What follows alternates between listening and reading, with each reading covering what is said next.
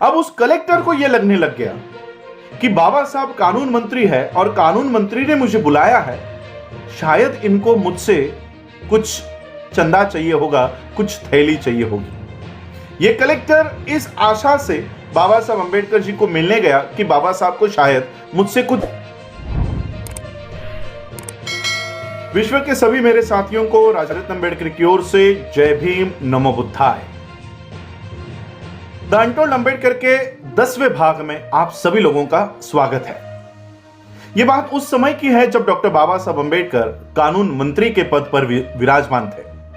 उस समय जब डॉक्टर बाबा साहब अंबेडकर इस देश के कानून मंत्री थे, उस समय अनुसूचित जाति का एक लड़का ये आईएएस की परीक्षा पास होकर कलेक्टर बन गया था।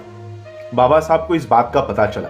बाबा साहब को पता चला कि हमारे समाज का एक लड़का आईएएस परीक्षा पास होकर वो कलेक्टर बन गया है। बाबा साहब को इस बात पर गर्व हुआ, अभिमान महसूस हुआ। बाबा साहब ने अपने कार्यालय से ये मांग की कि उस कलेक्टर को बुलवाया जाए और बाबा साहब अंबेडकर जी से एक मुलाकात बाबा साहब अंबेडकर जी के घर पे तय हुई। इस कलेक्टर को यह संदेशा बाबा साहब अंबेडकर जी के कार्यालय से मिला कि बाबा साहब उनसे मिलना चाहते हैं।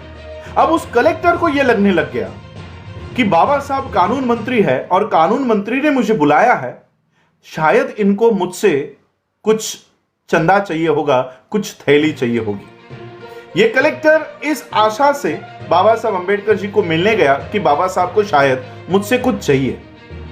बाबा साहब अपने घर पे दिल्ली के अलीपुर रोड के बंगलों पर पेपर पढ़ते हुए बैठे हुए थे। यह कलेक्टर उस समय बाबा साहब से मिलने आया। बाबा साहब ने पेपर पढ़ते पढ़ते उसको पेपर को हटाया। बाबा साहब ने देखा कि वो कलेक्टर बेटा, वो कलेक्टर बच्चा मुझे मिलने के लिए आया है। बाबा साहब ने पेपर बगल में रखा और उस कलेक्टर से कहा कि तुम अब नए नए कलेक्टर बने हो। कलेक्टर ने कहा कि जी मैं अभी कलेक्टर बना हूं। बाबा साहब ने कहा कि शासन ने आपको लाल बत्ती की गाड़ी दी होगी। कलेक्टर ने कहा हाँ मुझे लाल बत्ती की गाड़ी दी है। बाबा साहब ने कहा एक काम किया करो, हफ्ते में एक बार या 2 हफ्ते में एक बार जैसे आपको समय मिले, उस गाड़ी में बैठकर आप जिस बस्ती में रहा करते थे, जिस घर में आप रहा करते थे, उस बस्ती में एक बार उस गाड़ी में बैठकर चक्कर मार के आया करो। कलेक्टर ने कहा ठीक है और बाबा साहब अपना पेपर पढ़ने में फिर बिजी हो गए। आधे घंटे के बाद 40 मिनट के बाद जब बाबा साहब ने पेपर हटाया तब बाबा साहब ने देखा वो कलेक्टर बच्चा अभी भी खड़ा है।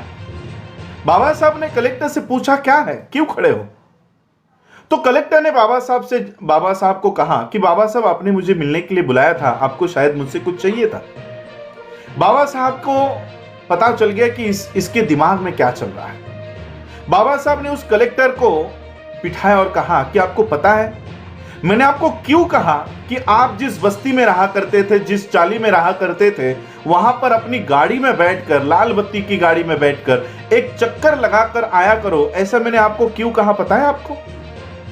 कलेक्टर ने कहा नहीं, मुझे नहीं पता कि आपने ऐसा क्यों कहा। बाबा साहब ने कहा कि जिस दिन तुम अपनी गाड़ी में बैठकर, लाल बत्ती की गाड़ी में बैठकर अपनी बस्ती में जाओगे, जैसे ही तुम्हारी गाड़ी उस बस्ती में प्रवेश करेगी, कुछ औरतें वहां पर रास्तों के ऊपर कपड़े धो रही होंगी।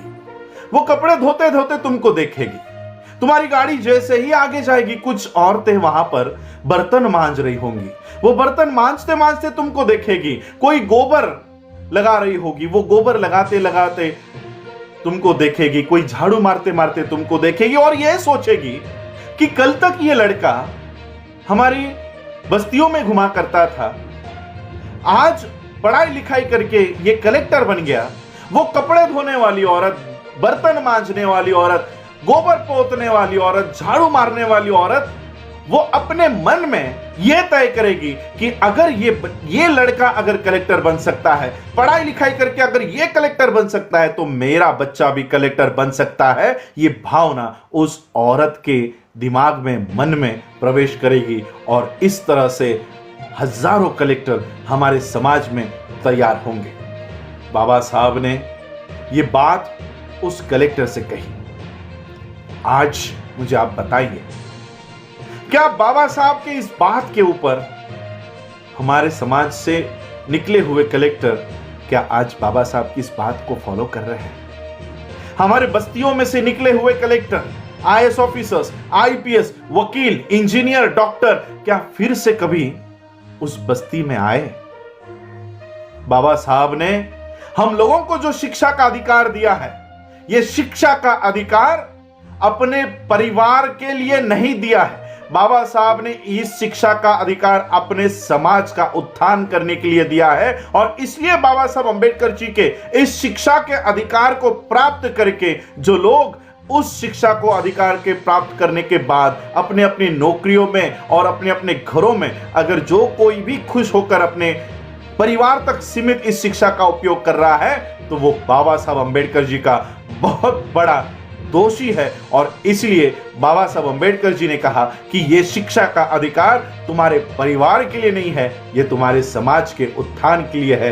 ये एक बाबा साहब की अनकही बात आज भी बहुत सारे आईएएस, आईपीएस, डॉक्टर, इंजीनियर और वकीलों को पता नहीं है कि ये शिक्षा का अधिकार, ये कलेक्टर पद, ये हमारे परिवार के लिए नहीं तो समाज के उत्थान के लिए है। यही आज के एपिसोड में आप सबसे बताने के लिए मैं आया हूं। आप लोगों ने मुझे सुना उसके लिए आभार। जय भीम, जय भारत, जय बुद्ध।